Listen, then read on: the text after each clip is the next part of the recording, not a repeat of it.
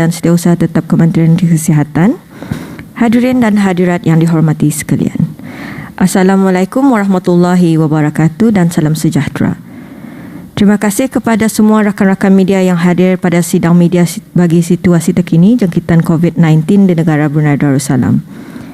Sebelum memulakan sidang media ini, sukacita menjemput Yang Mulia Ustaz Ahmad Sujai bin Begawan Mudim Haji Metasim untuk mengetuai bacaan surah Al-Fatihah dan doa terhindar daripada wabak coronavirus. Astaghfirullahalazim, astaghfirullahalazim, astaghfirullahalazim alladzi la ilaha illa huwal hayyul qayyum wa atubu ilaih. إلى حضرة النبي المصطفى رسول الله صلى الله عليه وسلم وإلى أرواح والدينا ووالديكم وإلى أرواح المسلمين والمسلمات والمؤمنين والمؤمنات كافة عامة. الفاتحة. أعوذ بالله من الشيطان الرجيم. بسم الله الرحمن الرحيم.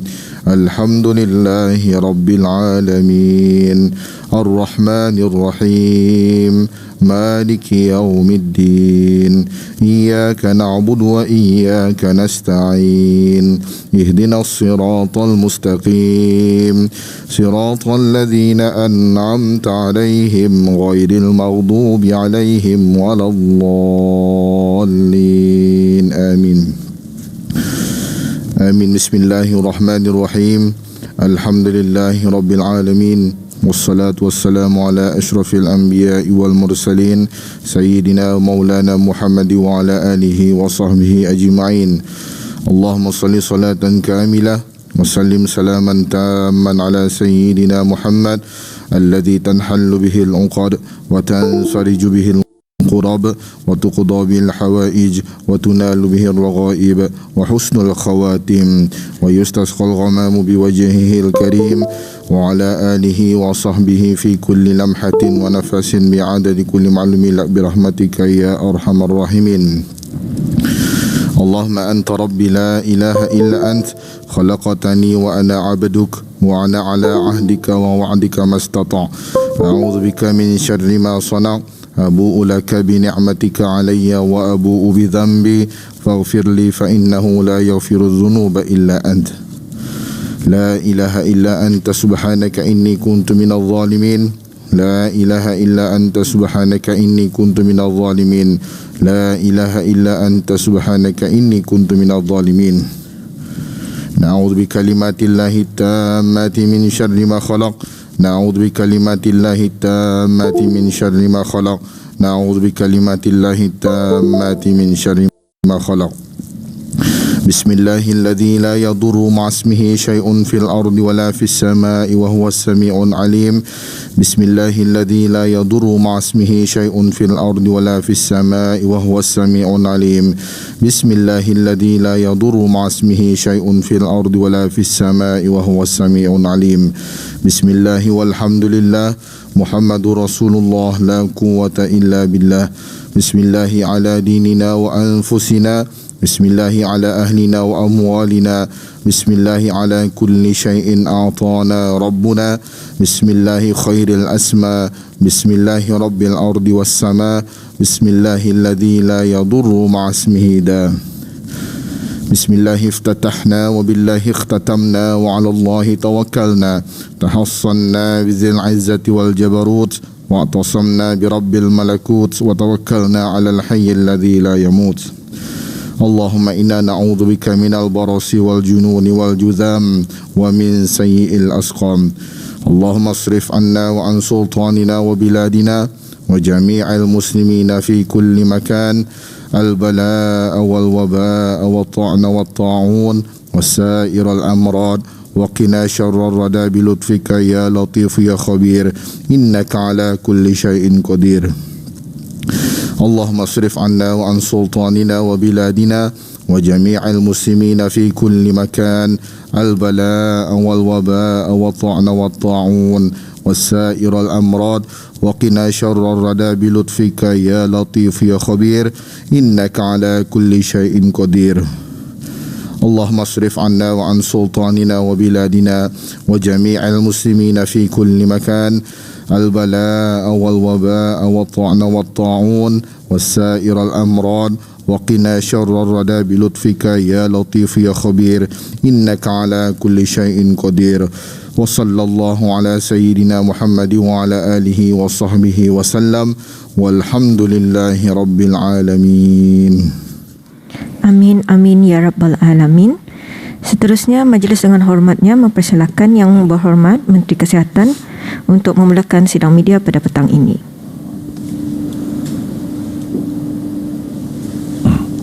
Bismillahirrahmanirrahim. Alhamdulillahirrabbilalamin. Wassalatu wassalamu ala asyrafil anbiya mursalin Sayyidina Muhammad wa ala alihi wa sahbihi ajma'in. Assalamualaikum warahmatullahi wabarakatuh dan salam sejahtera. Pada hari ini Jumaat 15 Rabiul Awal 1443 Hijrah bersamaan 22 Oktober 2021 Masihi, sebanyak 130 kes baru jangkitan COVID-19 telah disahkan pada hari ini, yang membawa jumlah keseluruhan kes COVID-19 kepada 11,672 orang. Terdapat 38 tambahan kes-kes baru kepada 12 kluster aktif yang sedia ada pada hari ini, yang merupakan kontak-kontak terdekat kepada beberapa kes positif sebelumnya. Sementara itu, terdapat 7 kluster baru telah dikesan yang melibatkan 53 kes. Kesemua kluster-kluster baru ini adalah kluster kediaman, di mana 3 daripadanya iaitu kluster Strategiko Staff House, kluster Sumayanur Sendirian Berhad dan kluster Malstar Enterprise adalah kluster rumah yang menempatkan pekerja-pekerja syarikat berkenaan. 3 kluster pula telah ditutup setelah tidak ada kes dikesan di dalam kluster berkenaan selama 28 hari. Kluster-kluster yang ditutup ialah kluster 3274, kluster 4440, kluster 4917. Oleh yang demikian, jumlah kluster yang aktif ialah jumlah kluster yang aktif adalah 170 kluster. Selain itu, terdapat 1 kes input yang merupakan seorang pemandu lori pengangkutan ataupun transporter yang membuat perjalanan ulang-alik dari Limbang, Sarawak ke Brunei pada 20 Oktober 2021.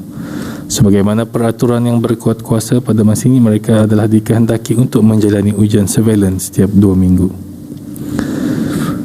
Dalam pada itu, terdapat 38 kes baru yang masih dalam siasatan bagi mengenal pasti sumber jangkitan. 217 kes telah disahkan sembuh pada hari ini, yang membawa jumlah kes yang sembuh di negara Brunei Darussalam kepada 9,091 kes. Manakala jumlah kes aktif adalah sebanyak 2,501 kes.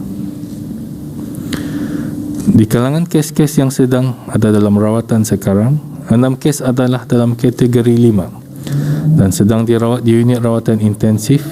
Kesemua mereka memerlukan bantuan mesin pernafasan ataupun heart lung machine, artificial ventilation, dengan 3 daripadanya juga memerlukan bantuan mesin tambahan heart lung machine ataupun ECMO. Sementara itu, 18 kes lain dikategorikan dalam kategori 4, iaitu mereka yang memerlukan bantuan oksigen dan adalah di bawah pemantauan rapi. Dalam tempoh 24 jam yang lalu, sebanyak 4,683 sampel telah diuji bagi virus SARS-CoV-2, yang membawa jumlah keseluruhan ujian makmal dijalankan sejak Januari 2020 kepada 465,058 ujian. Pada 21 Oktober 2021, sebanyak 3,562 orang telah menerima suntikan vaksin COVID-19. Ini bermakna di bawah program vaksinasi kebangsaan, sebanyak 346,829 orang telah menerima 1 dos vaksin COVID-19, iaitu 80.7% daripada jumlah penduduk negara. Manakala 240,978 orang telah melengkapkan 2 dos vaksin COVID-19, iaitu 56% daripada jumlah penduduk negara. Sementara itu, hasil daripada pemantauan agensi-agensi penguatkuasaan yang dilakukan semalam semasa larangan keluar rumah daripada jam 8 malam hingga 4 pagi tadi, sebanyak 8 pelanggaran arahan tersebut di seluruh negara telah dikeluarkan denda kompaun di mana 6 daripadanya adalah pelanggaran arahan untuk berada di rumah.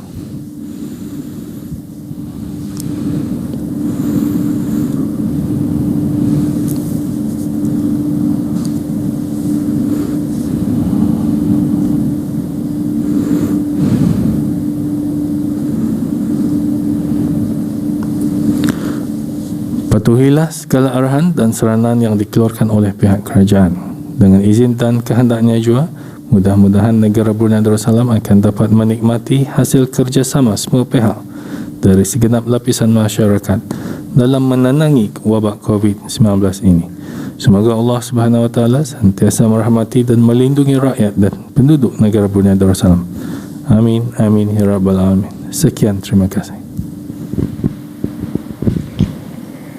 Terima kasih Yang Berhormat Datuk. Dengan ini sesi sidang media membukakan soalan-soalan daripada pihak media. Sila perkenalkan diri dan agensi anda sebelum mengajukan soalan. Terima kasih.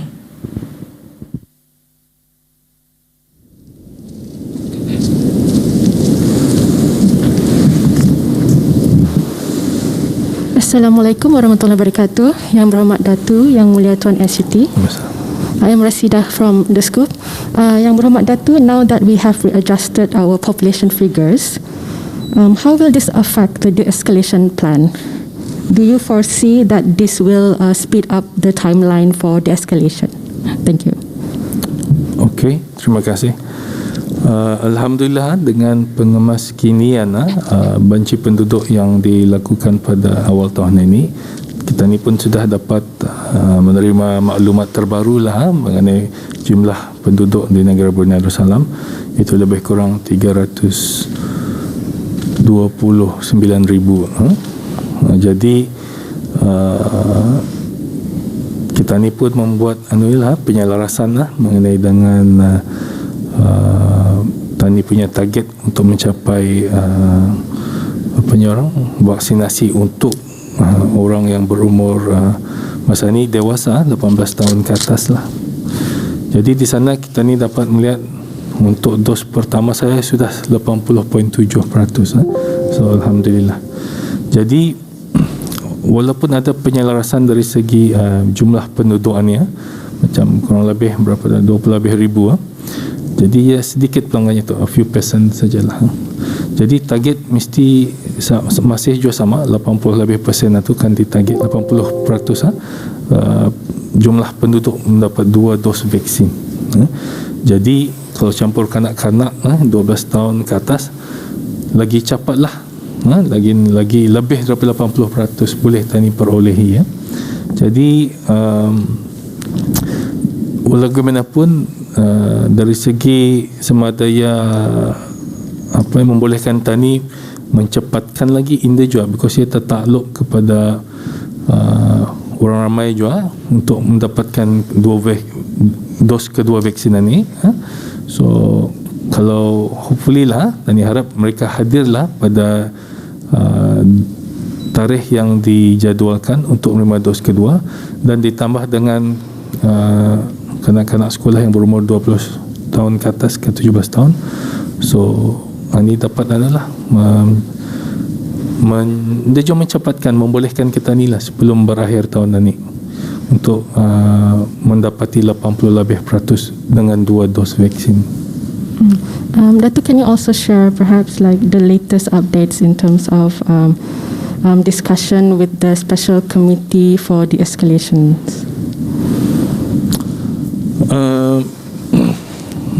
The next discussion actually is besok pulang. Jadi apa yang dibincangkan ialah nanti macam mana program vaksinasi ini tadi ni, macam mana perjalanannya lah untuk mencapai 80% ini, dan macam mana kita ni sebagai sebuah negara boleh mula bergerak ke arah norma yang baru lah. Jadi jawatan kuasa tersebut ia ada lagi, ia punya beberapa task force di bawahnya yang memikirkan, I think ada 6 kali task force, masing-masing memikirkan apa yang kesesuaian dalam tani mengorak langkah norma baharuan ni, ataupun strategi-strateginya lah, dan apa yang dibuat bila ia dibuka dan sebagainya. Ini nanti boleh dikongsikan lah selepas jatuhan kuasa nanti, bila diorang sudah menunduki dan bila ada keputusan yang dibuat juga sudah tu. Okay, thank you Yang Berhormat Datuk. Okay.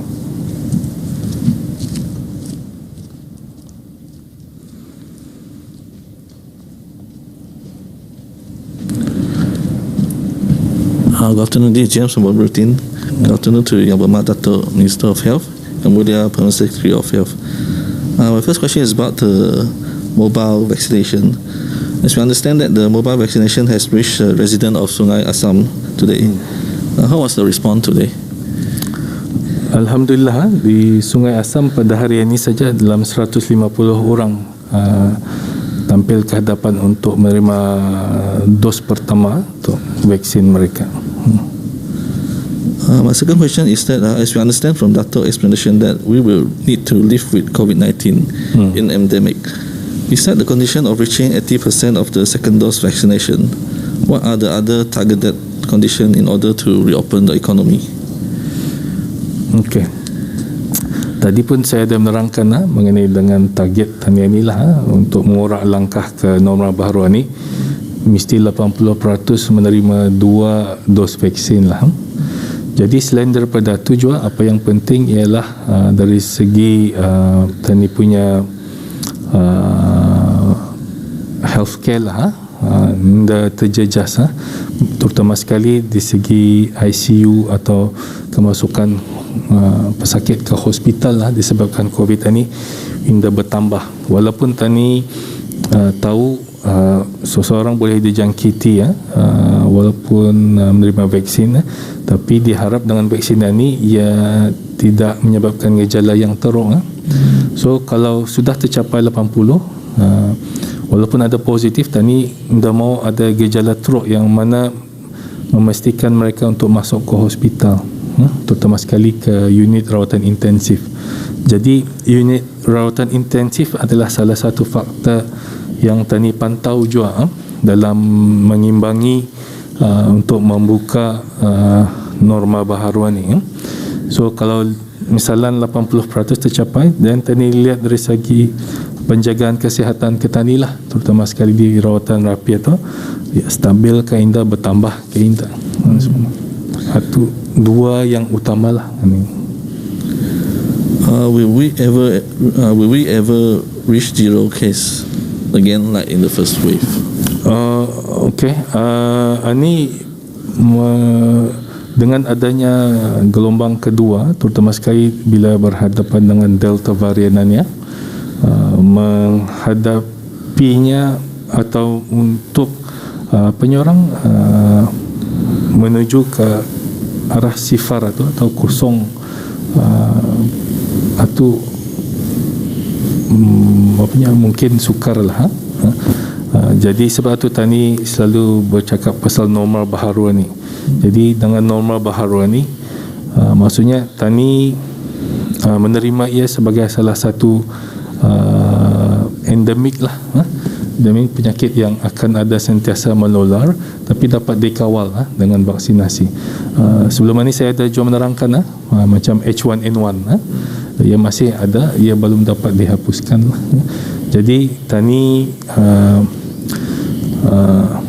hidup dengan norma baharu dengan bervaksinasi dan masih membuat langkah-langkah berjaga-jaga juga. I think saya pernah menerangkan sebelum ni pasal umpamanya macam drive kereta. Okay? Jadi kalau ketani mengikut apa jua peraturan yang diarahkan dalam pemanduan kereta dan mengambil lesen kereta tu mula-mula sekali dan mengikut apa jua langkah, dan insyaAllah dapat mengelakkan segala kemalangan ataupun kehilangan jiwa dalam memandu kereta. Cuma tu je bila ada norma baharu. Okey, tani pun mau hidup sedia kala macam biasa, ke sekolah, kerja, ke masjid, ke mana. Tapi Kalau tani membuat andaian macam drive kereta ni, tani ikut apa-apa peraturan yang ada lah. Jadi pasport atau lesennya ialah vaksin ni. So insyaAllah walaupun mungkin sukar untuk mendapatkan sifar kosong dalam jangkitan COVID-19, tapi tani masih dapat melalui kehidupan ini dengan norma yang baru seperti yang saya nyatakan tadilah, dengan ada peraturan-peraturannya. My last question is with the implementation of home isolation policy in place, what is the current capacity in the isolation center nationwide? Okay, Alhamdulillah, dengan kita ni membuat peraturan yang baru itu, pusat isolasi kebangsaan pun keseluruhannya terkawal. Masa ni pun dalam 75% diisihi lah. Jadi ada dalam 500 lebih orang berada di rumah masa ni, membuat pengasingan diri di kediaman masing-masing. Terima kasih Yang Berhormat Datuk.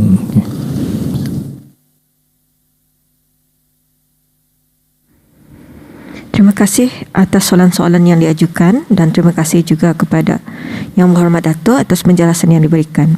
Dengan ini kita tutup sidang media pada petang ini dan sekali lagi mengucapkan ribuan terima kasih kepada semua dan rakan-rakan media yang hadir. Sekian, wabillahi taufiq wa hidayah. Wassalamualaikum warahmatullahi wabarakatuh.